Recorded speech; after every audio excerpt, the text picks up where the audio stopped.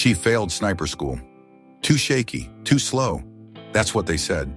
But months later, during a live-fire ambush, a single shot cracked through the dust and dropped the hidden gunman aiming at the colonel. Clean. 800 yards, no second chance. He turned stunned. Who took that shot?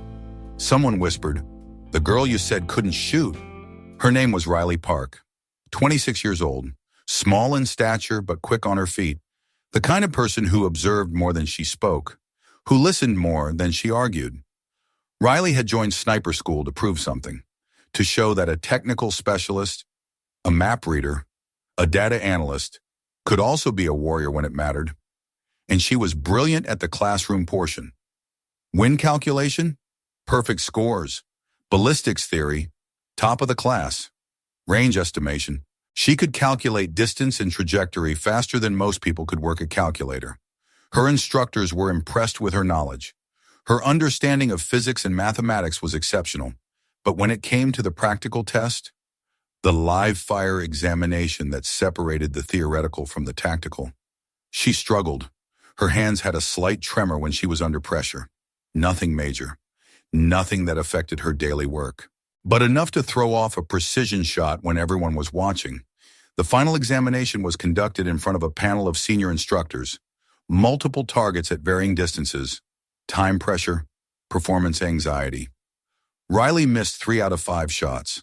The feedback from the training cadre was brief and brutal. Brains are there, but the field needs nerve. While her classmates moved on to advanced sniper training and eventual deployment with specialized units, Riley was sent back to her original assignment: cartographer, technical support, map analysis. The other trainees, the ones who had passed, weren't cruel about it, but they weren't kind either. That's the one who knows all the math but misses the shot. She's smart, just not soldier material. Great in theory, useless when it counts. Riley heard every comment, every whispered conversation. Every joke made at her expense. She didn't respond, didn't defend herself, didn't make excuses. She just asked for one thing: permission to continue using the range during off-duty hours, for personal practice, solo training, no instructors, no pressure, no audience. Just her, a rifle, and targets at increasing distances. Every morning before her shift, every evening after work, weekends when the range was empty. Month after month, Riley practiced, not for another chance at sniper school, but for herself, to prove to herself that she could do what others said she couldn't. Nobody paid attention to her solitary training sessions. Nobody tracked her improvement. Nobody noticed that her hands had stopped shaking when she wasn't being evaluated. Riley was just the map girl who liked to shoot targets in her spare time. Until the day when theory met reality and everything changed. CTA Act 1. Comment: she didn't quit, she just went quiet. 4 months after her failure at sniper school, Riley was assigned to a desert training exercise. Her role was simple: tactical mapping and positioning support. She would help coordinate movement routes and identify key terrain features for the combat units. It was supposed to be a routine exercise, multi-unit coordination in a simulated combat environment. The training group included Colonel James Reed, a decorated veteran with 23 years of service.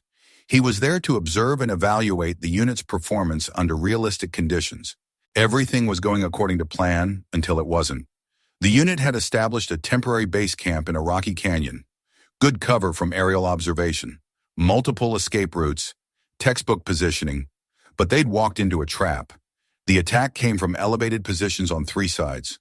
Rifle fire from concealed positions, the kind of crossfire that could pin down a unit for hours or eliminate them entirely. Within minutes, 2 soldiers were wounded. Radio communications were jammed by some kind of electronic interference. GPS coordinates were scrambled. The unit was effectively blind and trapped. Riley was crouched behind a rock formation with her mapping equipment when she realized something that made her blood run cold. The angle of incoming fire, the wind direction, the terrain features.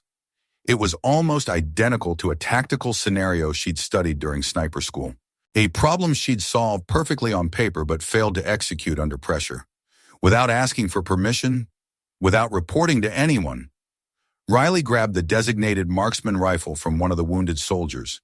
She low-crawled to an elevated position on the opposite side of the canyon, a rocky ledge that provided an angle on the enemy positions. Through the rifle scope, she could see what the others couldn't. A sniper, 800 yards away, positioned behind a boulder with a clear line of sight to the American position, and he was adjusting his scope, aiming directly at Colonel Reed. Riley's hands were steady. Her breathing was controlled. Her calculations were automatic. Wind speed, 12 miles per hour from the southwest.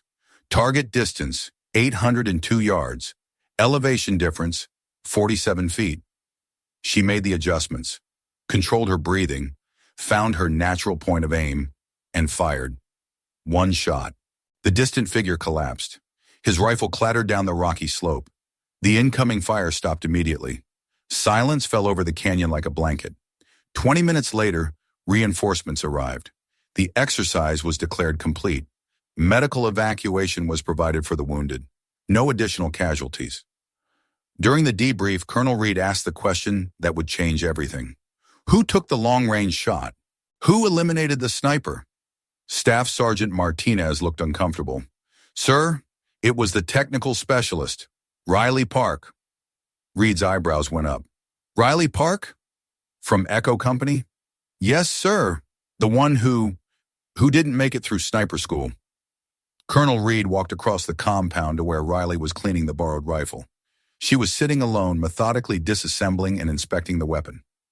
Specialist Park? She looked up. Yes, sir. You were Echo 7 in the sniper program? Yes, sir. Reed studied her face. Young, serious, completely calm despite what had just happened. You failed the live fire examination. Yes, sir. But today, that shot you took, it saved my life. Riley nodded once. No emotion, no celebration, just acknowledgement. Sir, I saw the angle. I had the equipment. I took the shot. Reed was quiet for a moment. 800 yards. Under combat conditions. One shot, one kill. Yes, sir. Why didn't you report your intention to engage? Riley's answer was simple. There wasn't time, sir, and it needed to be done. CTA Act 2. Comment, she didn't need a badge, just a sightline. The official after-action report was filed the next day. Unregistered marksman provided critical fire support during enemy contact. Estimated engagement distance, 802 yards. Target neutralized with single precision shot. 0 friendly casualties following engagement. But the real story was spreading through unofficial channels. The girl who'd failed sniper school had just made one of the longest confirmed kills in recent training history, under combat conditions, with borrowed equipment, without backup or support. Drone footage from the exercise was reviewed and analyzed. The video showed Riley's shot hitting the enemy sniper at the exact moment he was preparing to fire on Colonel Reed's position.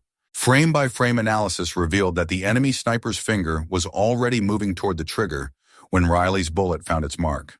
Seconds later, and Colonel Reed would have been dead. The instructors who had failed Riley at sniper school were shown the footage. Some of them had trouble believing what they were seeing. This is the same person who couldn't hit a stationary target under controlled conditions? Same person who had accuracy problems during the examination? Master Sergeant Williams, who had been Riley's primary instructor, watched the video 3 times before speaking. Sometimes the classroom and the field are 2 different worlds. Within a week, word had spread throughout the training command. The story grew with each telling. Riley Park, the technical specialist who'd been written off, who'd been labeled as not soldier material, she'd just proven that labels don't mean much when bullets start flying. Young soldiers who had mocked her during training began approaching her with apologies. Private First Class Johnson found her in the cartography section. Specialist Park, I owe you an apology. I made jokes about your performance during training. I was wrong. Riley looked up from her maps. You weren't wrong about the training results. I did fail. But you were right about the math, about the ballistics, about all of it. Riley's response was characteristically understated. No one gets it right the first time, but they don't all keep trying. A week later, Riley received an unexpected visitor. Colonel Reed himself came to her workstation. He carried a small wooden box. "Specialist Park, I wanted to thank you personally." "Sir, I was just doing my job." "No," Reed said firmly. "Your job was mapping and technical support. What you did, that was something else entirely." He handed her the wooden box. "This is for you." Inside was a single bullet, mounted on a small plaque, engraved with the date of the exercise and a simple inscription, "For the shot that never needed proof." Riley stared at the engraving. "Sir, I don't need recognition for—" "This isn't recognition," Reed interrupted. "This is a reminder that sometimes the most important shots are taken by people who aren't supposed to be taking them." 2 weeks later, Riley received another unexpected invitation, a request to return to sniper school. Not as a student, but as an instructor. Her specialty? Practical ballistics calculation under field conditions. Teaching new snipers how to make the math work when everything else is falling apart. The invitation came with a note from the commandant. "We've been teaching people to shoot. You can teach them to think." Riley accepted the position, but she maintained her primary assignment in cartography. She would teach 2 days a week. Technical support 5 days a week. The best of both worlds. Her first class consisted of 12 students, all male, all skeptical about learning from someone who'd failed the same course they were trying to pass. Riley addressed their skepticism directly. "I know what you're thinking. How can someone who failed teach you to succeed?" She pointed to a target 800 yards downrange. "Because failure teaches you things that success never can." She raised her rifle, controlled her breathing, made her calculations. 1 shot, dead center. "I failed because I was afraid of failing. Once I stopped being afraid, everything changed." The class was silent. Riley lowered her rifle. "Now, who wants to learn how to make that shot when it really matters?" CTA Act 3. Comment, "She didn't earn a title. She earned a thank you." Riley continued her work in cartography. Same desk, same responsibilities, same quiet efficiency. But now, when long-range shooting calculations were needed, everyone came to her first. Not because she was the best shot on the base, but because she understood the mathematics of precision better than anyone else. Her teaching style was unique, practical, focused on real-world application rather than perfect range conditions. A young female recruit named Sarah Martinez approached her after a particularly difficult lesson. "Instructor Park, is it true that you saved Colonel Reed's life?" Riley looked up from her paperwork. "I saw an angle. I took the shot. That's all." "But you weren't even a qualified sniper." "Qualification is just paperwork," Riley replied. "What matters is whether you can deliver when someone's life depends on it." The base established a small memorial at the exact spot where Riley had taken her 800-yard shot. A simple marker. Echo Ridge, 802 yards. 1 shot saved the line. Riley was invited to the dedication ceremony. She declined. She preferred to work in the background, to teach without fanfare, to contribute without recognition. Local military journalists wanted to interview her about the miracle shot. She refused all requests. The only statement she ever made was through her commanding officer. "Specialist Park requests privacy to continue her work. She considers the matter closed." But her influence continued to grow.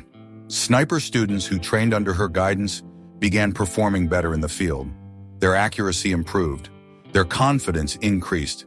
More importantly, they learned to think under pressure. Riley had developed a training methodology based on her own experience with failure. She taught students to embrace their mistakes rather than fear them. "Your worst shot teaches you more than your best shot," she would tell them, "because your worst shot shows you what not to do next time." Her evening practice sessions continued. Every day after work, same routine, same dedication. But now she wasn't alone. Young soldiers would ask permission to observe, to learn, to understand how someone who'd failed the official test could be so consistently accurate under real conditions. Riley never turned anyone away. "Bring your rifle," she'd tell them. "I'll show you what they don't teach in the classroom." The lessons were always the same. Practical mathematics, wind reading, breathing control.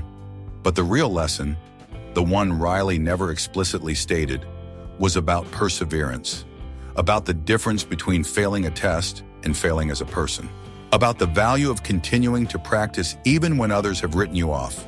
About proving yourself when it matters most, not when it's convenient. CTA Act 4. Comment: she didn't return to glory, she returned to work. She didn't pass the test, but when it wasn't a test, when lives were on the line, when someone needed to make an impossible shot under impossible conditions, she passed the moment. Riley Park learned something that can't be taught in any classroom: the difference between performing under observation and performing under pressure. In the controlled environment of sniper school, she struggled. The weight of expectation, the fear of failure, the knowledge that every shot was being evaluated and judged. But in the field, when there was no time for doubt, when someone's life depended on her accuracy, she was perfect. Not all success comes with ceremony. Some comes with silence, with patience, with months of solitary practice when no one is watching. Some success comes from refusing to accept other people's definitions of your limitations. Riley didn't earn a badge that day. She didn't receive a medal or a promotion or official recognition. She earned something more valuable: the knowledge that when it mattered most, when everything was on the line, she could deliver. That's a confidence that can't be given. It can only be earned. The students she taught learned more than marksmanship. They learned resilience. They learned that failure is not final unless you decide it is. They learned that sometimes the most important shot you'll ever take is the one nobody expects you to make. Riley Park failed sniper school, but she saved a life at 800 yards. Because when the test is real, when the stakes are life and death, the only score that matters is the one that brings everyone home. Final CTA comment: one shot, all they needed if this story stayed with you.